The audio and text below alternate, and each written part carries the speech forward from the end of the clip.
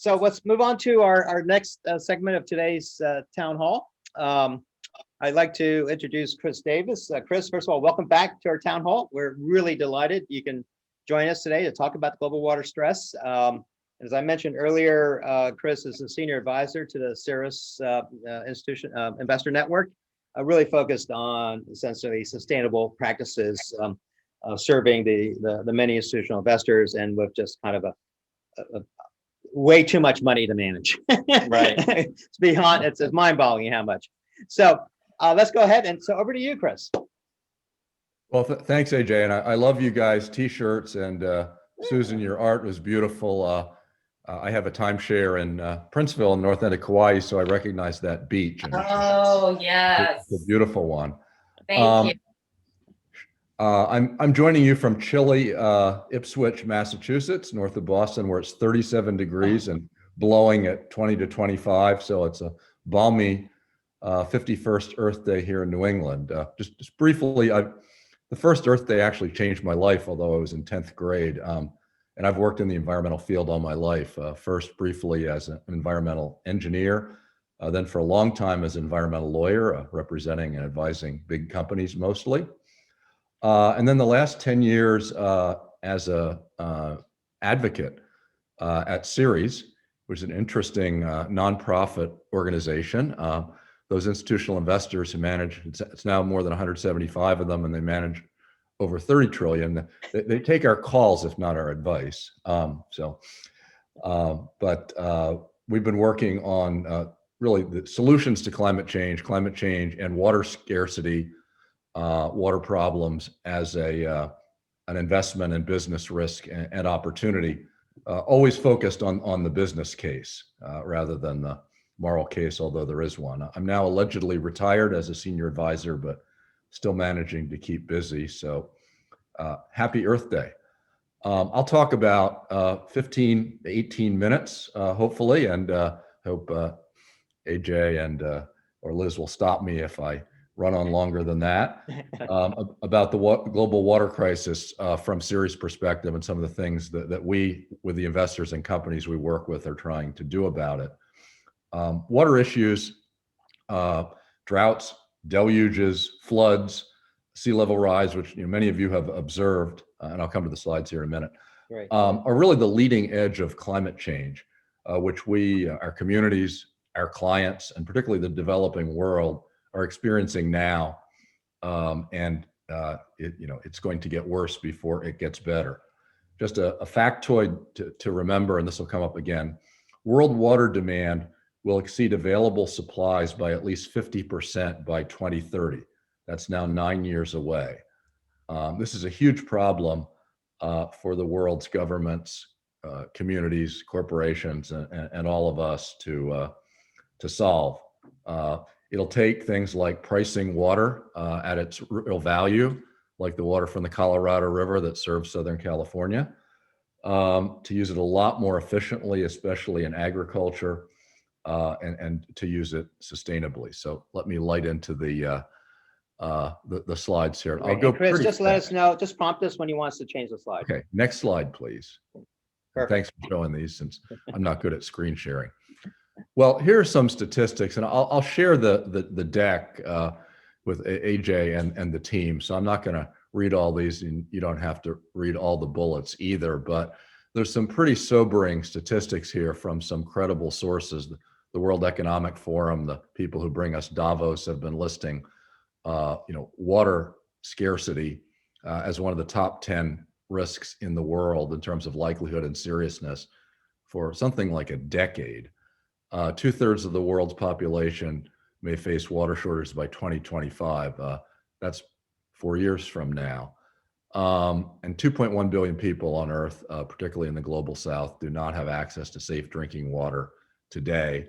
And we're headed toward 11 billion people from the 7 we have now. So water is a huge challenge. Some people believe that the civil war in Syria was started by farmers who didn't have enough water and how the government responded to them. But that's beyond my expertise. Next slide. So key dimensions of the water crisis. It's a huge ecological problem. The Ipswich River that the communities where I live depend on is pumped dry by municipal wells every year or flows backwards. All the fish die.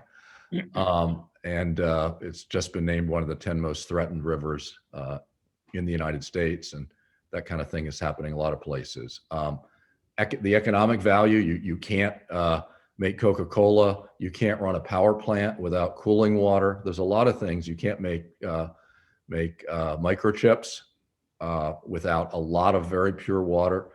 Almost every industry requires a lot of water.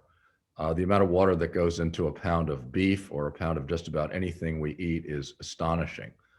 Food security, you can't grow food without water, and human health ultimately is impacted by lack of water or dirty water that too many people drink. Next slide.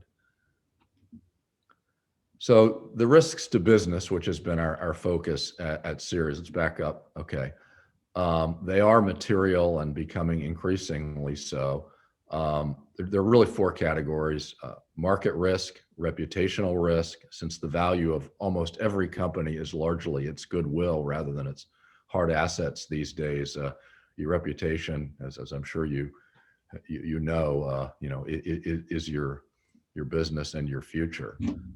Regulatory and litigation risk. This hasn't happened so much, but as water gets scarcer, people fight over it, and there's a lot at stake, and governments get more and more involved. And then just operational risk, reduced agricultural production, higher transport costs, all sorts of problems in global supply chains with water. I remember in Indonesia when a lot of the capacity to manufacture computer hard drives was taken out by floods in Bangkok. It rippled globally. I think that's recently happened with chip manufacturing, and it doesn't take much depending on where the flood hits or the drought. And stranded assets, things you can't use anymore. I mean, you can't do a lot of mining without a lot of water. You can't fracking for oil and gas takes a huge amount of water pumped underground, a huge amount, which comes back pretty dirty. So in Texas, the frackers are competing with the communities and the farmers, and since the frackers have more money, they tend to win. Next slide. Physical water risks. There are really two kinds of water risks. There are physical risks, and there are what we call transitional risks. We try to categorize climate change risks in the same way. So physical water risks. CDP, which is a major NGO that collects data from companies on climate, water, and other material ESG issues, reports that there's $425 billion of business value at risk. Almost half of it in the next 1 to 3 years, and that was 2019. So that's like now. $4.2 trillion in economic activity of major world cities at risk due to water stress, and that estimate was made 4 years ago by the World Bank. And the UN in 2015, reported recent financial damage. I don't know what their time period was from flooding of $62 billion. So it's often a local problem, but it's also a systemic problem, and that's not widely recognized. Next slide, please. Just some examples we've collected of particular companies who lost significant value due to water issues, whether it's water scarcity, a plant being a brewery being halted in construction, basically because the community was convinced it would take their water. Vale, the huge mining company, when they had the tailings dam collapse, cost them a huge amount of money, and that was caused by a flood and a deluge and a badly constructed dam. A majority of real estate investment trusts will experience water scarcity, according to BlackRock by 2030. BlackRock is doing an awful lot of analysis of water and climate issues now, and trying to develop products and analytics to address these issues. I did a lot of work with BlackRock over the last decade. Next slide. So companies in various industries, there's again some more examples here, mining, beer brewing, something that's close to my heart, are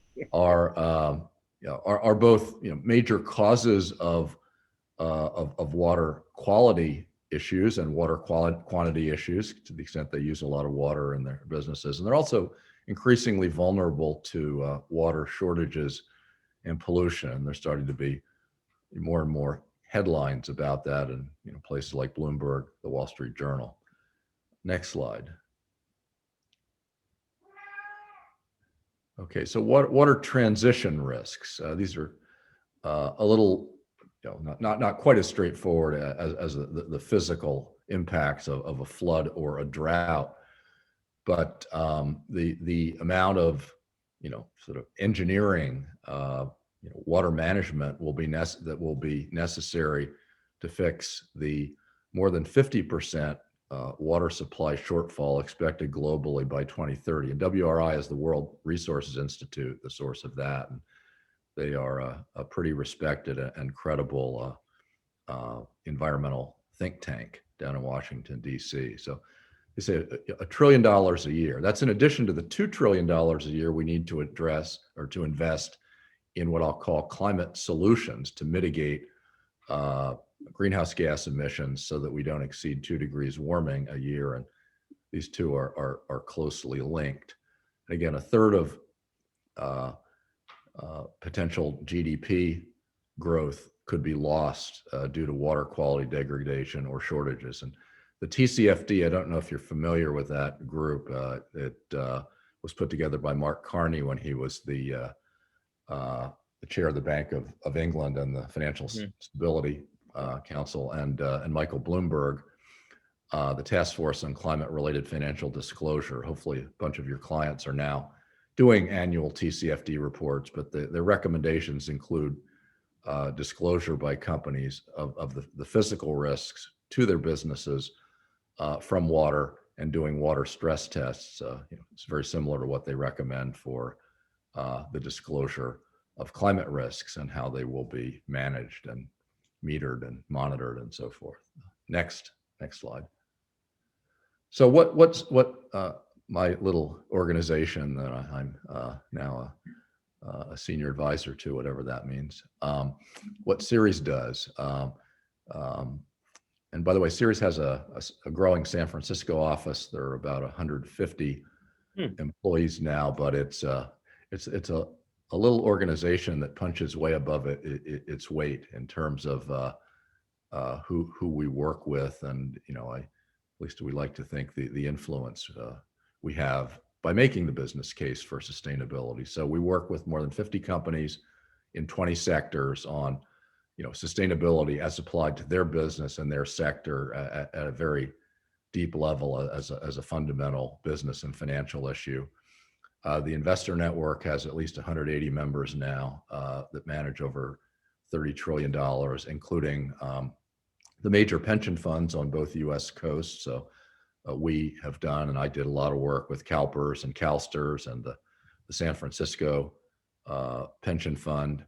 And we do a lot of work with the New York State and New York City pension funds, as well as pretty much all the large asset managers who are increasingly interested in climate and water issues, both as risks to the investments they manage as fiduciaries and as opportunities to create products to invest in the solutions. So there are some pretty good water funds out there. I try to eat my own cooking and invest in what I suggest that others might want to try. And some of those, what I'll call, clean tech funds and companies, particularly including those that work on water solutions, have done pretty well. this is not investment advice. I can start seeing the questions pop up Yeah, right now on the that's window. not investment advice. exactly what I was thinking. Consult your financial advisor. And we also work with a whole bunch of nonprofits, like some of those three-letter CDP, WRI, WWF that some of you are familiar with, and try to collaborate with them. And we work with whoever does something best and add what we can. Okay, let's see. I've got a question in the chat here. What type of returns investments in green companies generate? That's the first one. Wow. Well, they vary all over the place. A while ago, some of them were very negative. So it's hard to generalize about a green company, but I just, in my own retirement portfolio, for what it's worth, I moved a lot of my investments over the last year to what I would call clean energy, climate solutions, and so forth. And a number of those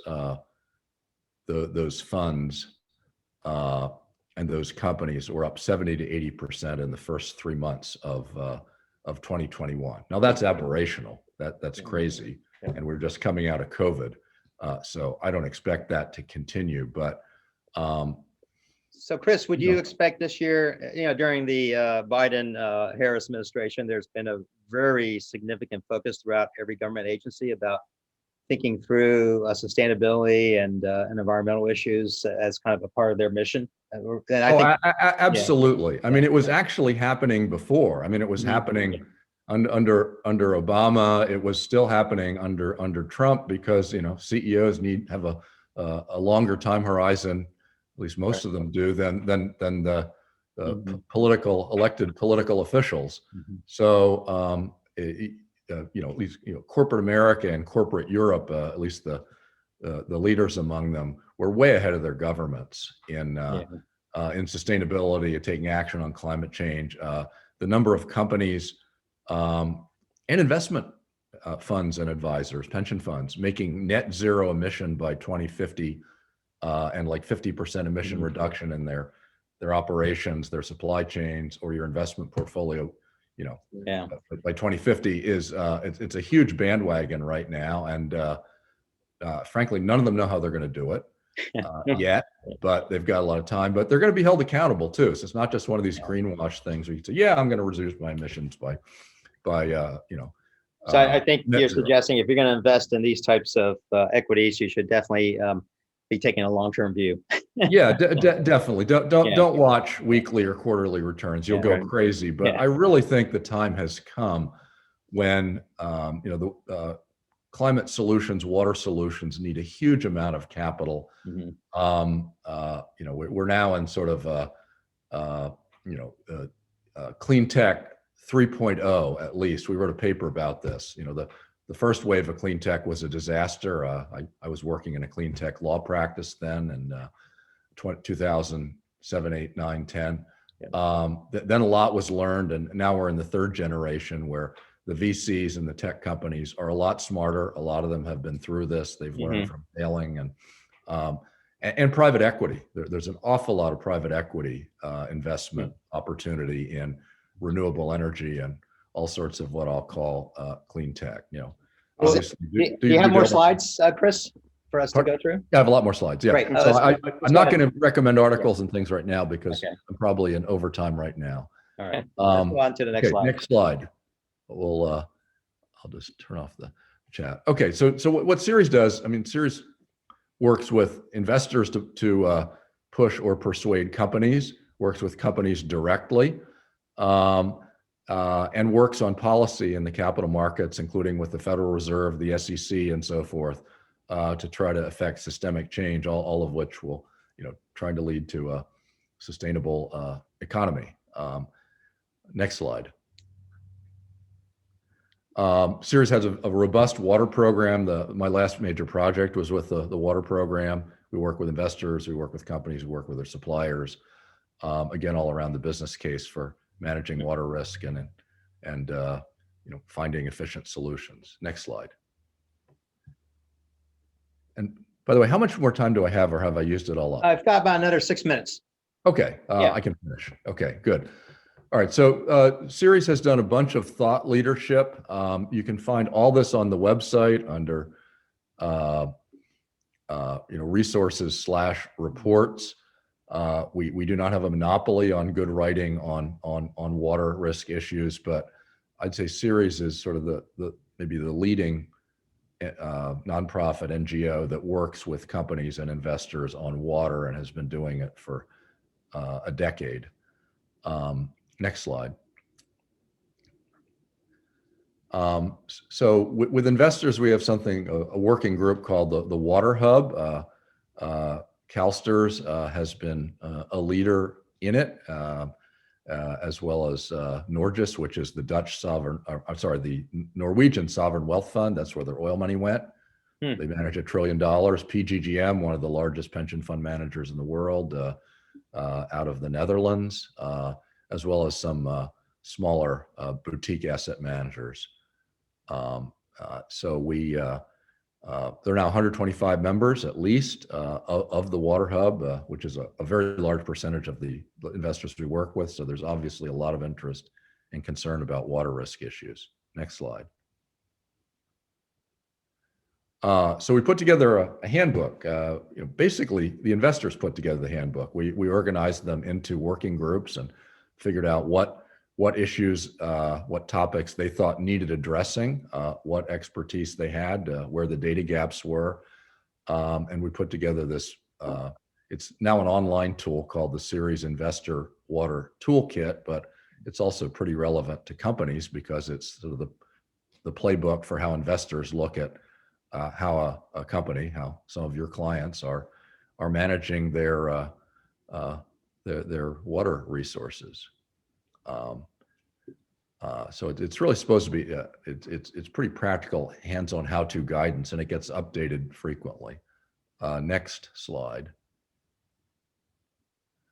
We have a water risk dashboard that's part of the toolkit in the buy-sell analysis section. Again, directed at investors, but relevant to companies and their consultants. The three questions we try to address are, what are the risks to this company or this sector? How can the company mitigate and manage it? And how does the investor mitigate or manage the risk that they feel they're exposed to? And what do you do about it? In engaging with the company, if you're a long-term investor, obviously you want to be a partner in mitigating that risk. So we try to support a lot of those activities in both the investor side and the corporate side to come up with collaborative solutions that are actually effective. Next slide. So we looked at four of the major investment indices, broad market indices, the S&P 500, the Russell 3000, the MSCI World, and also MSCI's Emerging Markets Index, and looked at the industries in each one that are exposed by market capitalization to high or medium water risks. The oil and gas industry is very highly exposed. They use a lot of water. Semiconductors comes up frequently. I'm sure this would be true in the NASDAQ as well. Maybe less so if you've got companies that are more internet companies. Semiconductors, huge amount of water. Beverages, chemicals, and electric utilities. They all need a lot of water for cooling. If you do any sort of thermal power generation, nuclear, gas, coal, and there have been a bunch of power plants that have shut down because the water in the river, the receiving waters, was too warm to cool them. They were forced to shut down right when there's peak air conditioning demand. This problem will continue, and could exist in Southern California, although you have less thermal power there, and thankfully more and more solar and wind. Next slide. You probably can't see this one. The next one's even smaller, but basically it goes through the industry, the GICS industry categories, and the the degree of risk faced by their supply chains, their operations, and their A lot product. of red on that chart. Yeah. A lot of red. So if anyone wants these slides, I'd encourage you to distribute them to anybody who's interested. Yeah. We'll do that. We just got a few more minutes. Yep. Yeah, I'm going to tie it up. Okay. Okay. Next slide. You can look at it, but it basically rates specific companies in the food and beverage industries and how they're doing on water risk and what the trends are. Next slide. So again, sort of what the challenges are. Basically, there's not a huge focus on water compared to climate. It's viewed as a narrow issue, a local issue, a company specific. There's no clear sense of value at risk because water isn't appropriately priced. The financial community is, not as focused as they ought to be on it. Either the lending community or the investment community, and there's a lack of clear expectations for companies on responsible water use. So Ceres set it to solve that. Next slide, and I'll breeze through the rest of them. So we set up something called the Valuing Water Task Force, which is a global initiative that was the last major project that I worked on, recruiting pension funds. So the next slide is who the task force is. Some of the leading pension funds from the United States and around the world. CalSTRS New York State, a couple of Australia's leading funds, a couple from Scandinavia. PGGM again, which manages $500-600 billion. The largest financial institution in Taiwan. GEPF is a South African pension fund. So we've got pretty good representation in the leadership of this. Next slide. And the vision for this initiative is to unleash the power of investors and banks to implement meaningful, robust corporate expectations for valuing water. Come up with a one-pager on basically water resource stewardship. Next slide. I'll just breeze through these last few. So again, we do a lot of work with agriculture, which uses 70% of the water around the world. So it's a good place to start. Next slide. We partner with the World Wildlife and work with a whole lot of food companies on water stewardship and water pollution issues. Next slide. We have had a particular project on meat sourcing from the fast food companies, trying to get up their supply chains, driven by 90 investors. It's been very effective in getting their attention and improving their practices, like McDonald's, where your beef comes from, and how the water's used. Next slide. And that's all I've got. Great. So we have a lot of great comments, Chris, in the chat window and questions. If you can you stay on till the end? I can. I don't want to monopolize your entire meeting here. So we'll see if we get to some of the questions towards the end. So thank you so much, Chris. Sure. Let's go ahead and thank you. So let's go ahead and move on to our next speaker.